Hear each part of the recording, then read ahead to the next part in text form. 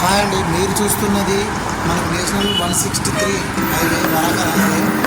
ఈ హైవే మనకు బీబీ నగర్ దాటిన తర్వాత, కోర్టు లైన్స్ దాటిన తర్వాత, బ్రిడ్జ్ రాకముందు రైట్ సైడ్లో మనకు స్వర్ణగిరి టెంపుల్, లెఫ్ట్ సైడ్లో వచ్చేసి మనకు అనంతరం వెళ్ళే రూటు, వాత్సల్య ఇంజనీరింగ్ కాలేజ్ బ్యాక్ సైడ్లో అనంతరం విలేజ్. ఈ హైవే నుంచి వెళ్ళి ఈ విలేజ్కి జస్ట్ 3.5 km డిస్టెన్స్ ఉండడం జరుగుతుంది.